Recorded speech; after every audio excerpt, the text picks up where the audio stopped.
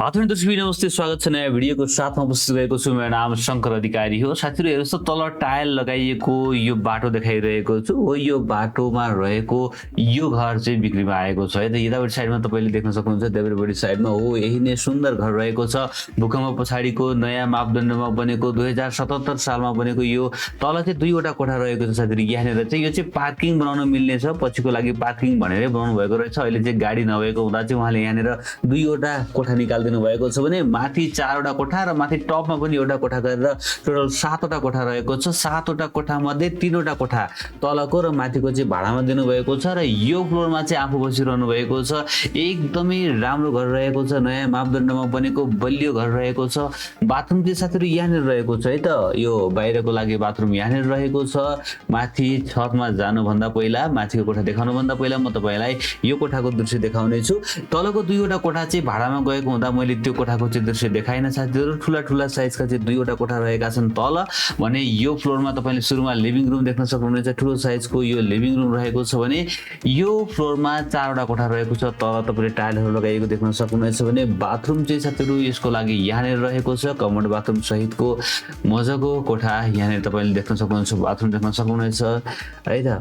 Okay, साथीहरु एकदमै urgent परेको छ लोनले गर्दाखेरिमा, बैंकको लोन छ है त। यहाँ तपाईले अर्को एउटा कोठा बेडरुम देख्न सक्नुहुनेछ भने सबै झ्यालहरु तपाईले काठका देख्नुहुनेछ र चाहिँ माथि तला थप्नको लागि पनि धेरै काम भइसकेको छ साथीहरु। अहिले म देखाउने छु र यहाँनिर किचन देख्न सक्नुहुन्छ। यो फ्लोरको लागि किचन यहाँनिर रहेको छ है त। यो चाहिँ साथीहरु 3 आनामा एकदम कम क्षेत्रफल रहेको छ भन्नुभएको छ, तर फिल्डमा भने धेरै नै रहेको छ। र अर्को एउटा कोठा यहाँनिर रहेको छ, तपाईले देख्न सक्नुहुन्छ। 4वटा कोठाहरु यो तलामा रहेको छ। ओके, र पछाडिपट्टि साइडमा पनि चाहिँ ओके यहाँनिर टक्क बरन्डा रहेको छ भने स्पेस पनि यतापट्टि साइडमा चाहिँ हो। यतापट्टि साइडमा चाहिँ धेरै नै छोड्नु भएको छ। हेर्नुस् त, यहाँ तलतिरपट्टि साइडमा धेरै नै स्पेस छोड्नु भएको छ। र अब चाहिँ भने म माथि जान्छु साथीहरु र माथि पनि एउटा कोठा रहेको छ। र म एकैछिनमा तपाईलाई ड्रोनबाट खिचेको दृश्य पनि देखाउने छु। जुन लोकल गाडी लाग्ने मेन बाटोबाट जम्मा 100-150 मिटर मात्र नजिक रहेको छ। यहाँ देख्न सक्नुहुन्छ माथिको लागि पूजा कोठा जस्तो यहाँ तपाईले बनाउन सक्नुहुन्छ भने गमलामा प्रशस्त फूलहरु रोपिएको छ। ओके, अब चाहिँ भने म यहाँनिर छतमा आइपुगेको छु र यहाँनिर पनि चाहिँ तपाईले तरकारीहरु लगाएको देख्न सक्नुहुन्छ भने यतापट्टि साइडमा एउटा कोठा पनि रहेको छ। हेर्नुस् त, देब्रेपट्टि साइडमा एउटा कोठा पनि रहेको छ र तलको दुईवटा कोठा र यो माथिको एउटा कोठा चाहिँ भाडामा गएको छ साथीहरु। र यसै हेर्नुस् त, यहाँ उतापट्टि साइडमा यो ग्रेन्डी हाउसिङ यहाँनिर रहेको छ, नजिकै रहेको छ ग्रेन्डी अपार्टमेन्ट हैन। र ओके, यतापट्टि साइडमा यो एउटा कोठा रहेको छ। मैले यो भित्रको दृश्य देखाइन भने माथि ड्रम तपाईले देख्न सक्नुहुनेछ साथीहरु। यो घरको बारेमा जानकारी गराउनु पर्दा टोखा नगरपालिका वडा नम्बर 3 मा पर्दछ। यो टोखा सरस्वती टोल भित्र रहेको छ भने शेर्पा पेट्रोल पम्प नजिकै रहेको यो हेर्नुस् त, ग्रेन्डी हस्पिटल, ग्रेन्डी अपार्टमेन्ट हेर्नुस् त, एकदमै नजिकै रहेको छ है त। अलिकति अगाडि बढेपछि यो लामा पेट्रोल पम्प रहेको छ। टोखाको लामा पेट्रोल पम्पबाट अलिकति भित्रपट्टि यो सरस्वती टोल सुधार भित्र रहेको यहाँनिरको घर रहेको छ साथीहरु। वरी घर चाहिँ बिक्रीमा रहेको घर चाहिँ यहाँनिर रहेको छ है त। यहाँनिर रहेको छ, यहाँनिर तपाईले देख्न सक्नुहुनेछ हो यो घर है। ओके, यो घर रहेको छ र बाटो पनि एन्डिङमा होइन है साथीहरु। त्यो यो घरको बाटो एन्डिङमा होइन, त्यहाँबाट पनि साइडमा निस्किन सकिन्छ। अहिले चाहिँ उहाँको घरसम्म मात्रै चाहिँ टाल लगाइएको छ, बाटोमा देख्न सक्नुहुनेछ। र ओके, र नजिकै चाहिँ साथीहरु कोलोनी हेर्नुस् त, विनाश रेसिडेन्सी कोलोनी यहाँनिर रहेको छ। यो कोलोनी अथवा चाहिँ यो हाउसिङ सँगै रहेको छ घर। हेर्नुस् त, ट्याक्क बिक्रीमा रहेको घर यो भयो।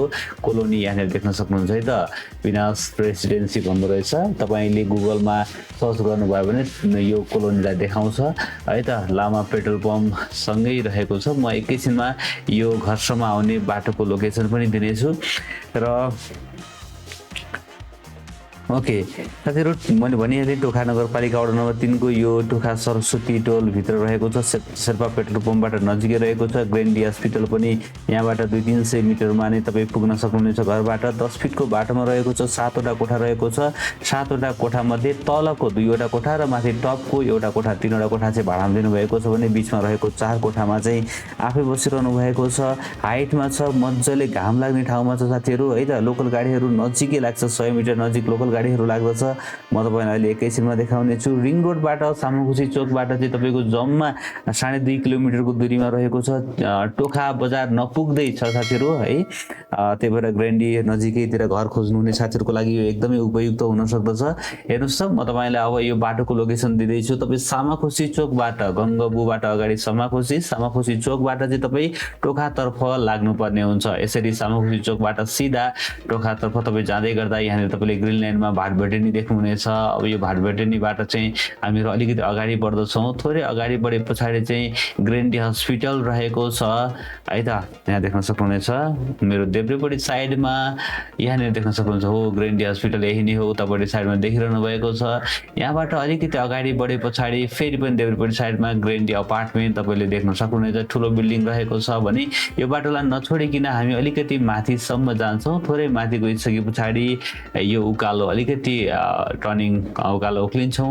उक्लिसके पछाडी टोखा बजारमा नपुग्दै चाहिँ मेरो दाहिनेपट्टि साइडमा यहाँनेर चाहिँ साथीहरु लामा पेट्रोल पम्प भनेर रहेको छ है त। यो चाहिँ टोखाको लामा पेट्रोल पम्प भनेको यही नै हो। यो पेट्रोल पम्पबाट थोरै अगाडिपट्टि हेर्नुस् त एरिया गेट एउटा देखिरहनु भएको छ नि दाहिनेपट्टि साइडमा हो। यो गेटमा यो सरस्वती टोल सुधार समिति लेखेको छ नि हो। यहाँबाट हामी थोरै भित्र छिर्दछौं। यसरी यो ढलान बाटो नै बाटो अलिकति अगाडि बढ्दछौं। यो ढलान बाटो नसकिन्जेलसम्म अगाडि नै बढिरहन्छौं है साथीहरु। थोरै अगाडि बढ्दछौं हो। रे यहाँनेर एउटा किराना पसल तपाईले देख्नुहुनेछ भने हो। यहाँबाट चाहिँ ठ्याक्क ढलान बाटो सकिन्छ। सके पछाडी अगाडि टायल लगाएको बाटो आएको छ। हेर्नुस् त हो यही नै टायल लगाएको बाटोको घर चाहिँ बिक्रीमा रहेको छ है त। यसरी आए पछाडीको हो रे यहाँनेर यो पहिलो टर्निङ गरे पछाडीको घर हो। यही नै घर चाहिँ बिक्रीमा रहेको छ। घरसम्म तपाई आफै एक्लै मज्जाले जान सक्नुहुनेछ साथीहरु। रिङ रोडबाट अथवा सामुखुसीबाट जम्मा 2.5 किलोमिटरको दूरीमा रहेको छ। नजिकै विनाश कोलोनी हाउसिङ पनि तपाईले देखिसक्नु भएको छ। ग्रेन्डी अपार्टमेन्ट नजिकै रहेको छ र बैंकको लोन छ उहाँको है। त्यही भएर तपाईसँग पुरा पैसा छैन भने पनि बैंकको लोन आफूले स्वीकार गरेर बाँकी पैसा दिएर पनि चाहिँ यो घरलाई खरिद गर्न सक्नुहुनेछ। मूल्य चाहिँ साथीहरु 1 करोड 65 लाख रुपैयाँमा केही मिल्न सक्ने भन्नुभएको छ। के कति मिलाउनुहुन्छ गर्दनलाई फोन गर्नुहोला। गर्दनको सम्पर्क नम्बर 98 18 84 13 06। त्यस्तै गरेर अर्को नम्बर 98 41 38 79 37 रहेको छ। स्क्रिनमा मैले नम्बर राखिदिएको छु। उहाँलाई फोन गरेर घरको बारेमा थप बुझ्नु होला र यो घरलाई खरिद गर्नु होला। साथीहरु आज यो घर कस्तो लाग्यो तपाईलाई? आशा छ पक्कै पनि मन पर्यो होला। मन पर्यो भने एक लाइक गरिदिनु होला। नयाँ साथीहरुले च्यानललाई सब्स्क्राइब गर्नु होला। बेलुका 8 बजेको लाइभ हेर्न पनि नबिर्सनु होला भन्दै आजको यस भिडियोबाट म बिदा हुन्छु। भोलि बिहान नयाँ घर जग्गाको भिडियोको साथमा उपस्थित हुनेछु। तबसम्मको लागि मलाई बिदा दिनुहोस्। नमस्ते, शुभ दिन।